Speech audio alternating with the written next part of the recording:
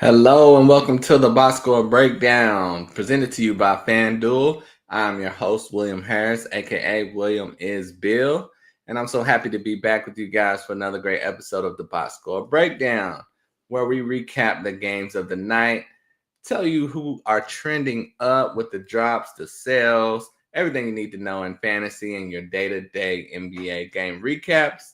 So make sure you check us out here at the Box Score Breakdown Mondays through Friday. Tim Woodson and I will have you covered for all your game recaps.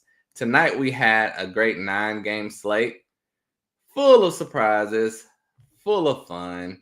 So let's get straight to it like it's nothing to it.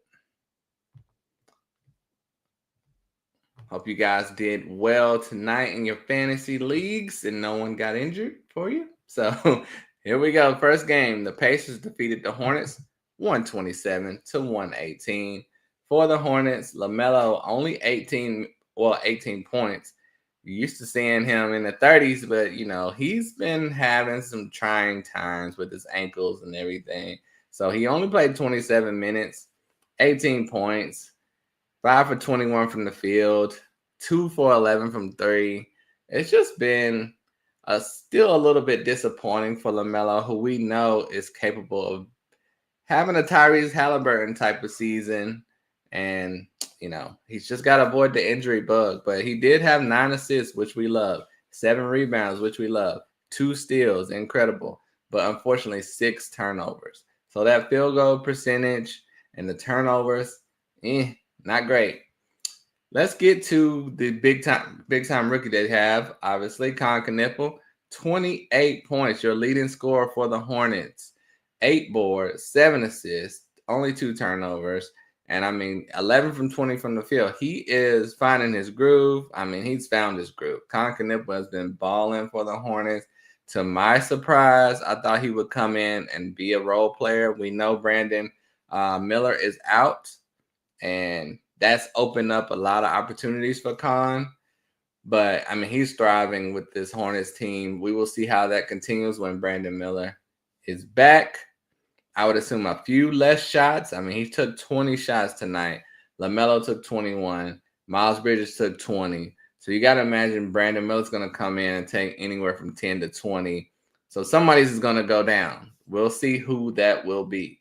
Miles Bridges, speaking of him, he had 25 points, 5 boards, 2 assists, 2 blocks, and a steal. He's just been solid all around all season. On the bench, Pat Connaughton had 13. Colin Sexton had 11. Musa Diabate had 8 and 12. For the Pacers, Benedict Mathurin, his second game back, 24 points, 12 boards, 2 assists, 1 steal. He is back in full effect. No rust, at least scoring-wise. But no, last game he didn't have pretty much any other category stats. But 12 boards for Benedict Mathurin is tremendous. So you love to see that. He's really going to thrive this year with no Halliburton. And I think as long as he stays healthy, we're going to see what Benedict Mathurin could have been all this time, because I was really high on him coming into the NBA. And I think now he's got his opportunity to show it. Ben Shepherd started 15 points, 2 steals, solid. But he's going to be up and down. Andrew Nembhard, 16 points, 7 assists. Unfortunately, 6 turnovers for him. But, he's there for the assist, basically. You expect him to step it up a little bit more with points with Halliburton now. So Nembhard, I think, is still finding his groove. Isaiah Jackson, back to reality. But he did have 4 blocks in 16 minutes. So that is incredible. That's what we got him for. But, 16 minutes, I don't even know. Did he get hurt? Because that's weird. I'm not seeing the fouls that he had tonight. But Siakam, 22 points, 7 assists, 4 boards, 1 steal and 1 block. He's playing like classic Siakam. And the guy who I think should have been starting this whole season anyway, Jay Huff, off the bench with 20 points, 5 boards, 4 assists, 1 steal, and 3 blocks.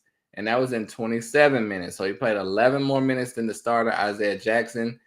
We'll just have to see if that was because of injury or because he was playing so much better than him. Jay Huff is the most talented center they have.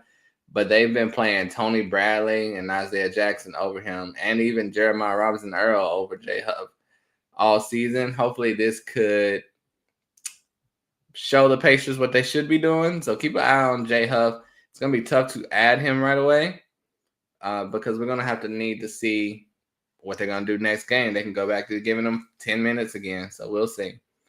Next game, the Rockets defeated the Cavs 114-104. KD, Kevin Durant, 20 points, 3 assists, 3 boards. He's just been cruising along all season, really. He's not really had to turn on the jets. 6 for 18 from the field. He did play 37 minutes, but you could just tell he's in a great environment, especially for him at his age. He doesn't have to do everything. And that's the type of situation LeBron has been trying to get himself into. But every time he has a team, he ends up having to take the load. So hopefully that'll be different for LeBron this year. But KD is just in the perfect spot to get to the playoffs and then be able to turn it on there. Jabari Smith, 14-9, solid. Steven Adams started, got 11 rebounds. Alperen Sengun, 28-11 with 7 assists, 1 steal, 1 block. And that's just an incredible game right there. 8 for 10 from the free throw line. Just perfect game from Alperen Sengun. Amen Thompson, only 12 points, but had 9 boards, 6 assists, and 5 steals. So you see Amen's lineup, 12 points, 6 assists. Like, what is this? This is not Amen. And he played in 40 minutes. But those 5 steals make up for everything. I mean, that's all is forgiven. 5 steals is incredible. Aaron Holiday off the bench with 18 points and Reed Shepherd with 12. For your Cavs, DeAndre Hunter had 25 points, 4 boards, 2 assists. Naquan Tomlin started, the undrafted small forward / power forward who has some talent, but he should not be starting. He's starting because of injury. Obviously, they have multiple guys out right now, but he had 10 points, so that's a solid performance. We're just waiting for Jalen Tyson to come back from his concussion, and he should be back in the starting lineup. Jarrett Allen, 8 points, 7 boards, and a steal, solid. Evan Mobley, 18.6 boards, solid. Donovan Mitchell, 21 points, 3 boards, 2 assists. I mean, you could tell why they lost. Normally, Allen has much more. Mobley has a little bit more. Donovan Mitchell has much more. So the bench didn't really do anything. Can't really, you can see why they lost. That's what I'm saying. Greg Porter has been up and down off the bench, but he had 9 boards and 7 assists. 9 points, 7 boards, 5 assists. There you go, in case you're in deeper leagues for streaming. I want to remind you this show, the Box Score Breakdown, is live tonight and every night. We are on Twitter, X, YouTube. So if you have any comments or anything, you want to ask any questions, submit your questions. We will get to them at the end of the episode. And I appreciate you guys for listening. For the next game, the Raptors defeated the Sixers 121-112. Brandon Ingram, 22 points, 5 assists. RJ Barrett, 22 points, 4 assists, and 3 boards. Scotty Barnes, 16 points, 9 boards, 5 assists. Unfortunately, 6 turnovers. Jakob Poeltl, 19 points, 8 boards, 4 assists. Emmanuel Quickley, 18, 5, and 6 with 3 steals. So you can see why they won. Just straight up consistency by their whole starting lineup. And Jacoby Walter off the bench with 11 and 3 steals. Sandro Mamukelashvili also had 2 steals, so off the bench. So just wanted to give him a shout out as well. Grady Dick, nothing. Like, it's kind of surprising to me. He's just been a nothing for the most part of the season, And like I said, Jacoby Walter outperforming him. For the Sixers, no Embiid, of course.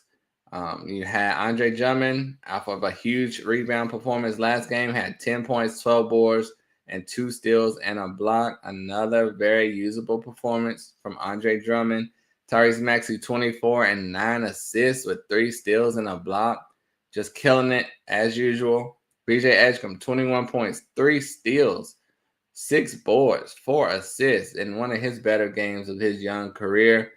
BJ Edgecombe is going to do that. You know, he's got the talent to be right up there with Tyrese Maxey in the stat department, but he's not going to do it every game because it's his first year. He's a very young player. So it's going to be a long season, but it's going to be a lot of peaks in that season as well. Quentin Grimes off the bench with 21 points and 2 steals. Guy you might want to hear about what he did, Jared McCain, had 5 points off the bench in 14 minutes. So I think they're just easing him back in the lineup. So, you know, they started Justin Edwards and Dominic Barlow. Those are not starting NBA players. We will see if they can fit Jared McCain back in the starting lineup once he's more healthy. For the next game, the Heat defeated the Warriors 110-96.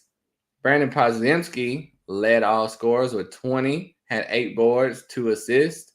Moses Moody, 9, 6 boards, 4 assists. Will Richards started, nothing, absolutely nothing in 18 minutes. Gui Santos started. I mean, you could see why they lost. He did nothing. Trace Jackson Davis showed that he can put up a nice performance with 8 points, 11 boards, and a block. The team has not been using Trace Jackson Davis, so it was good to see him start and play 25 minutes. But it's fluctuating with him. You can't trust him because they have yet to make a true decision on what they're going to do with Trace Jackson Davis. Most games, he's pretty much a DNP.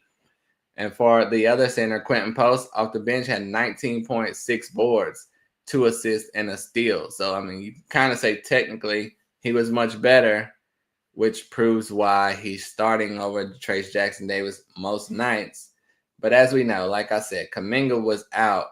Curry was out. Draymond was out. So you can't really take too much with this. Buddy Hield had 18.6 boards, 3 assists, 2 steals. He's been having a very bad season, but he had a great performance tonight. And Pat Spencer off the bench with 11 and 8 with 2 steals as well. For the Miami Heat, Andrew Wiggins, last game was not good. This one, 17 and 6 with 2 steals and a block. Bam Adebayo was back, so we're so happy to see that. Well, Bam managers are happy to see that. Khalil Ware managers are very upset that he's back. But Bam with 20.7 boards and 2 blocks and 1 steal.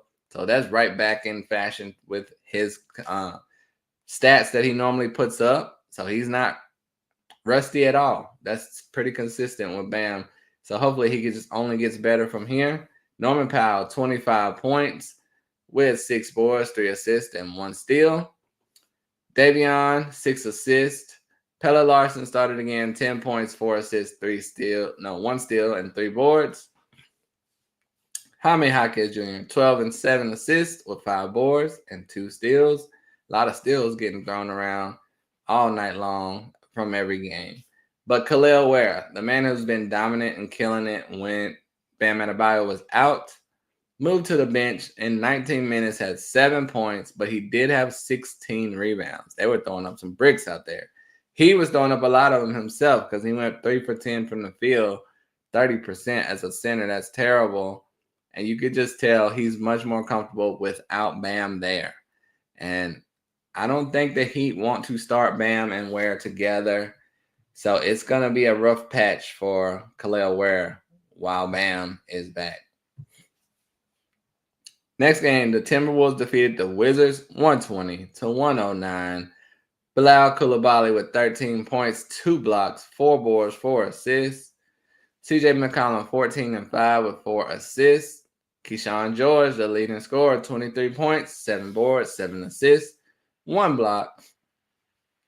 Marvin Bagley started because Alex Starr was not there, 13 and 7 with 3 steals and a block. And we know Marvin Bagley can put up numbers when he gets the opportunity. It's just when Starr is there, they just won't even play Bagley at all. So it's just crazy to think how many guys are productive and then they just won't get opportunities at times. And Marvin Bagley started all year. He's a very usable player in fantasy. But when Sarr is back, not usable at all. Chris Middleton, 13 and 6 with a block. Cam Whitmore off the bench, 13 and 6 with a block. Trey Johnson, 10 points and 1 board with 3 turnovers. Bub Carrington still not productive. 17 minutes, 3 points. It's just been a terrible season for Bub Carrington. For the Timberwolves, Julius Randle bounced back, 32 points, 10 boards, 6 assists. Tremendous game. That's the classic Julius Randle that we all expect to see. Anthony Edwards taking a back seat with only 18 points, 2 boards, 2 assists, and 2 steals, also with a block. I mean, it's just like cruising type of stats for Anthony Edwards. 6 for 20 from the field, but we know he can put up 30 and 40 points like that. But he's not having to right now. DiVincenzo, 12 points, 6 assists, 5 boards, and a steal. Mike Conley, 10 and 6. Rudy Gobert, 9 and 15 with a block. And that's what we want to see from Rudy Gobert, those 15 rebounds. Naj Reid, second leading scorer tonight. Another huge performance with 28 points, 5 boards, 2 steals, and a block. The only bench player for the Wolves you can truly count on right now. And I just want to remind you listen to the Box Score Breakdown. And if you're listening to us on the Fantasy NBA Today podcast feed, Doc and Brew will be back later today with their regular episodes. We're here breaking down the games right after they end. Like I said, giving you all the ads and quick hits. So if you're enjoying the Box Score Breakdown, make sure you subscribe. Make sure you follow us on X. And like I said, we're live Monday through Friday. Check out the Sports Ethos YouTube channel. Now, the next game, the Nuggets defeated the Pels 125-118. Jokic with 28 points, 12 assists, 11 rebounds, triple-double. Almost had a quadruple-double, but that was because of turnovers. He had a whopping 9 turnovers. Very unlike Jokic, but it happens at times. You know, he's got the ball in his hands a lot.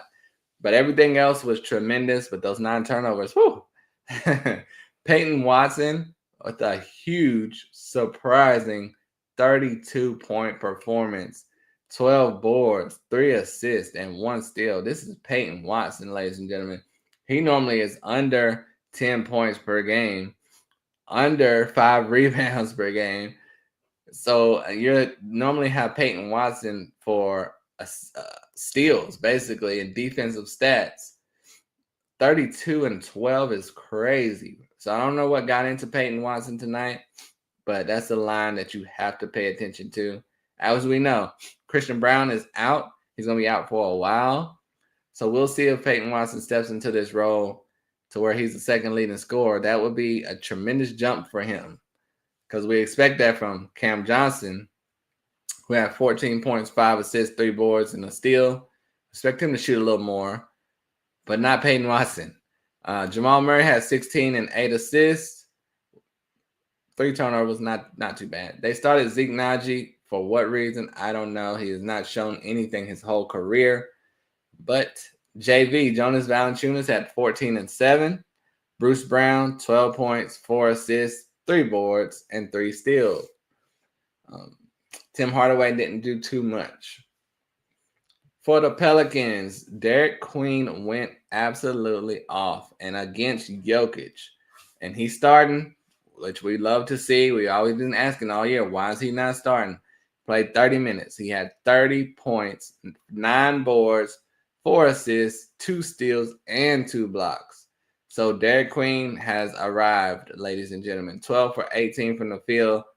Great performance by Derek Queen tonight.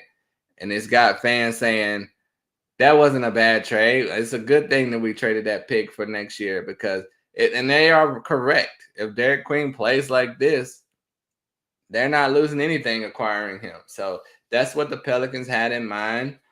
No one else saw it coming. And I got to tell you, Derek Queen looks better, more bouncy, more athletic, in better shape than he has in a long time.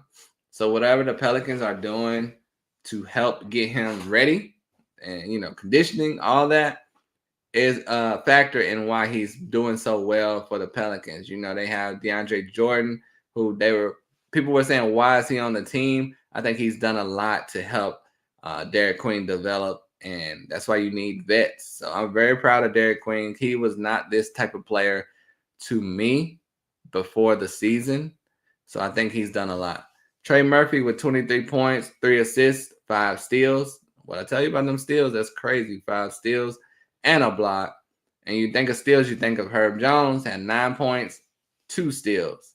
Zion was back this game, 14 points, 6 boards, 5 assists, 1 steal, 1 block. So that was good to see. And like I said, Derek Queen did all this with Zion back. That's even more surprising.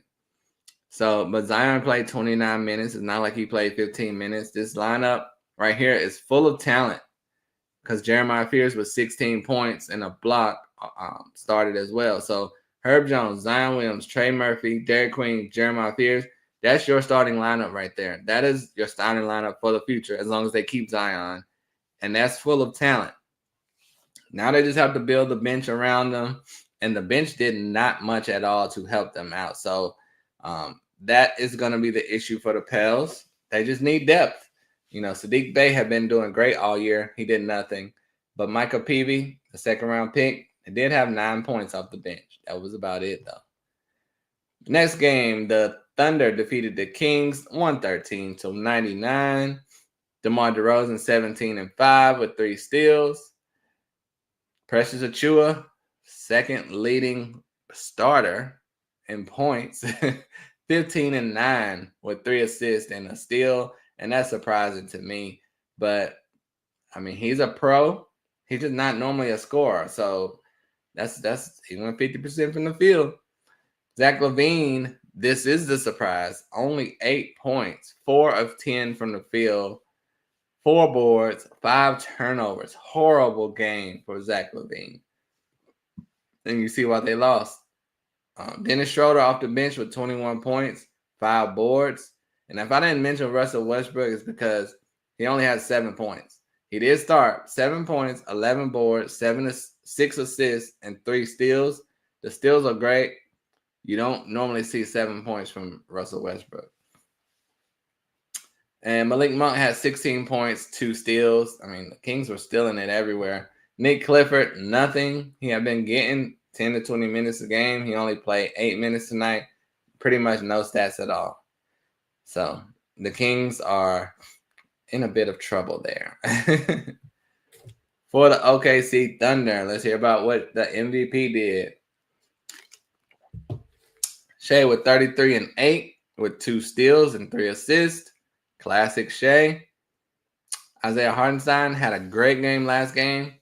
And it's like when you don't expect him to be great, he is. When you do the next game, he falls back to earth. But he had those 12 rebounds and 2 blocks, so that's good. Chet Holmgren, 21-7, but he had 6 turnovers. But he also had 3 blocks.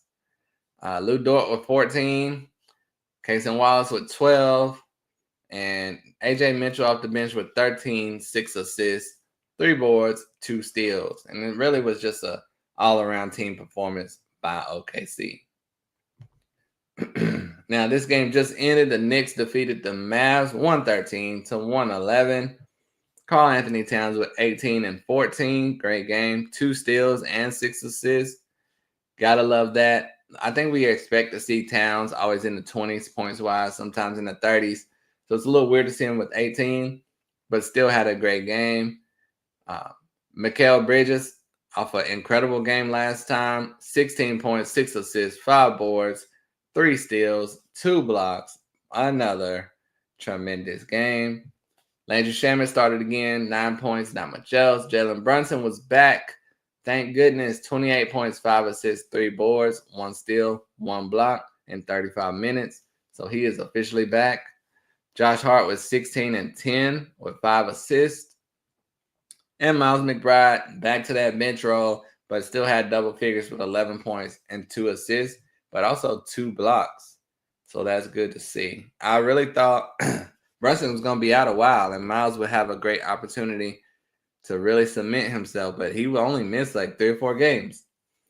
But glad to see Brunson back. For the Mavs, I'm looking for Luka Doncic. You're not going to find Luka Doncic.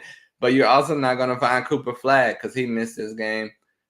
So let's talk about Klay Thompson. Back in the starting lineup, 13 points, 2 assists, 2 boards, 3 threes. Good to see, but when Cooper's back, we know he's going to the bench. Max Christie, 15 and 7 with 3 turnovers. Brandon Williams, 9 points, 4 assists, 2 boards. Started. Derek Lively is back with 4 points, 10 boards, and 3 blocks. That's what we're here for with Derek Lively, the 3 blocks. Excuse me.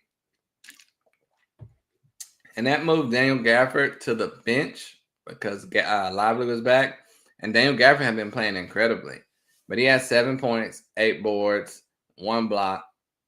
You kind of hope he gets moved to another team because Daniel Gafford should be starting somewhere consistently every night.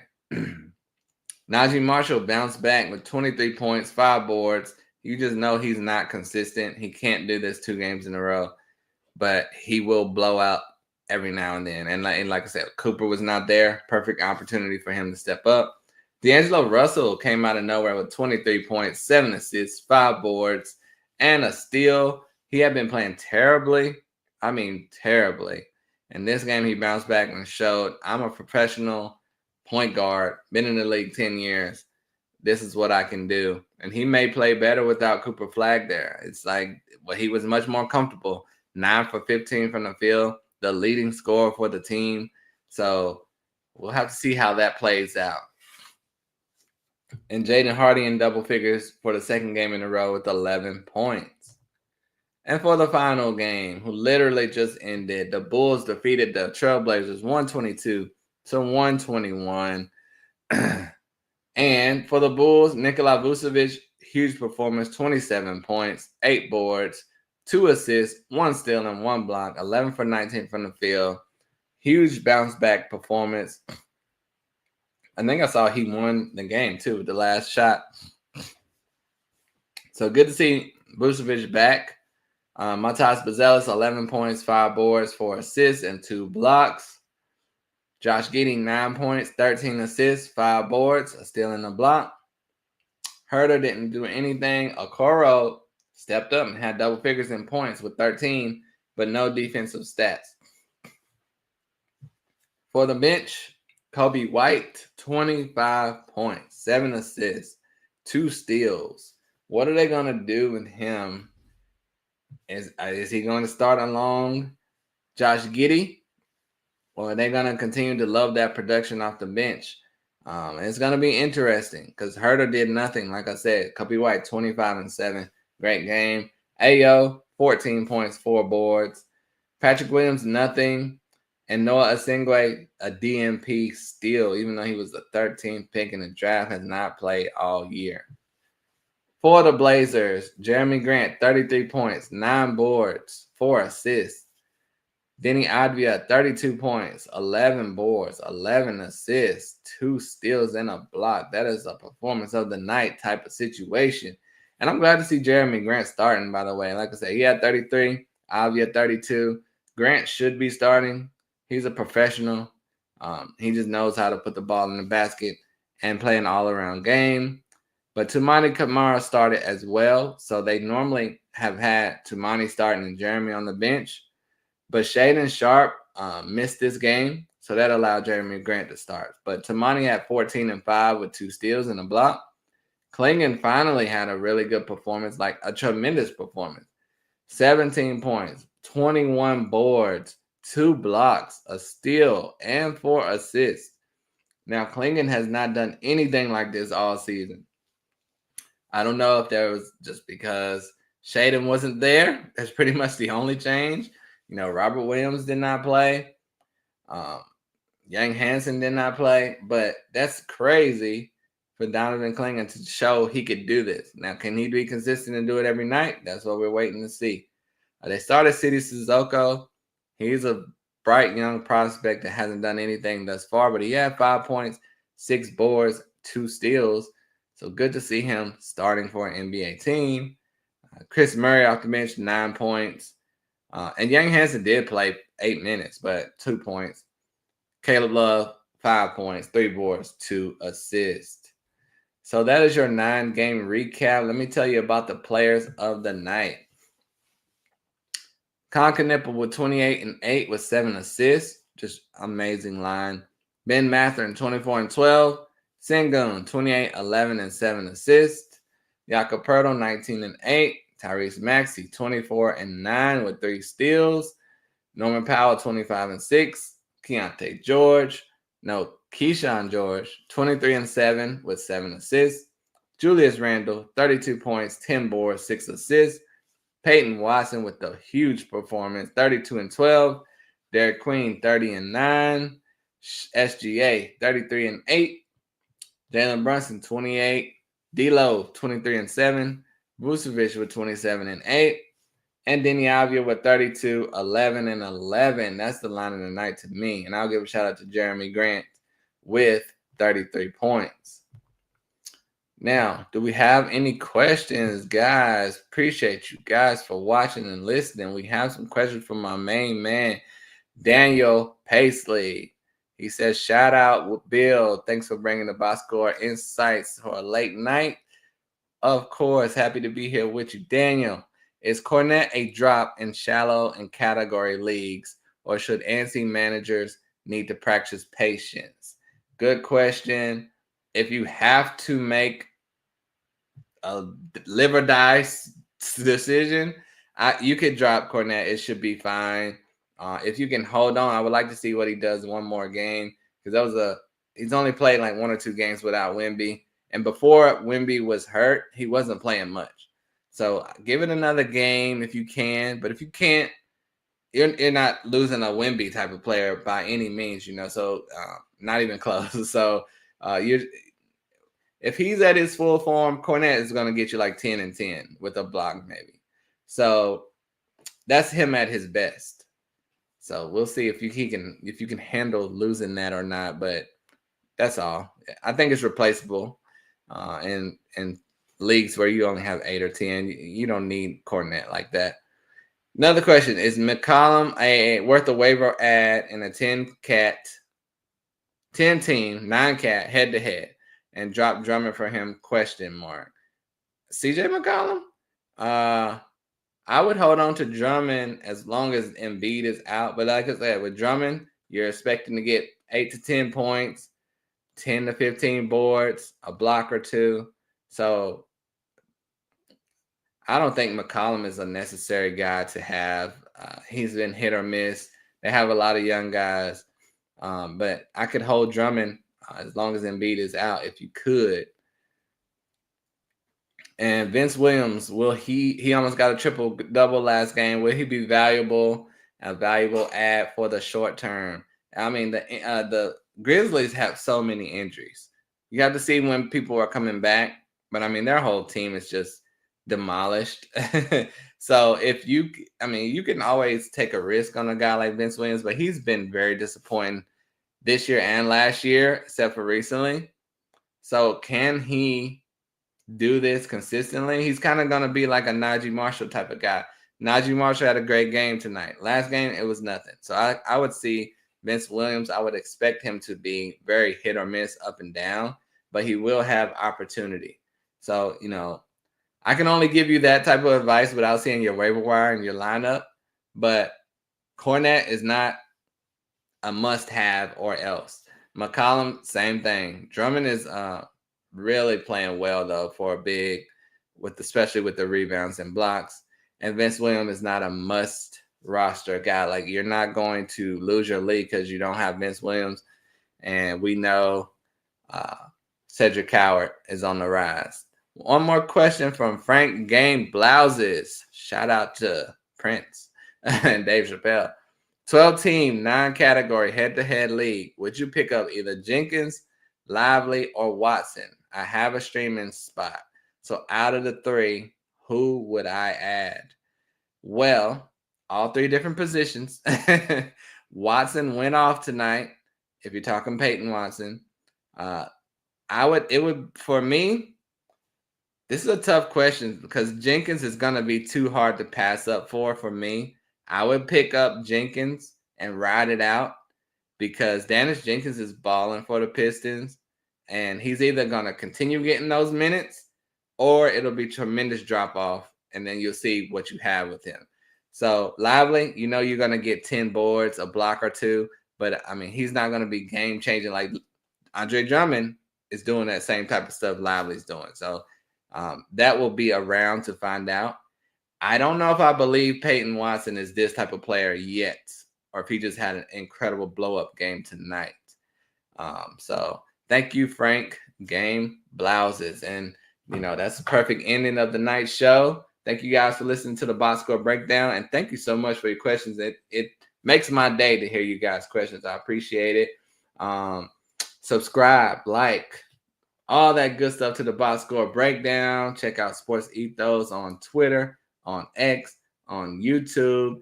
And we are presented to you by FanDuel. So just search SportsEthos, subscribe. Follow me on Twitter at William Isbill. We're friends. Come on. But thank you all so much for listening. Until next time, I'm out of here. Peace.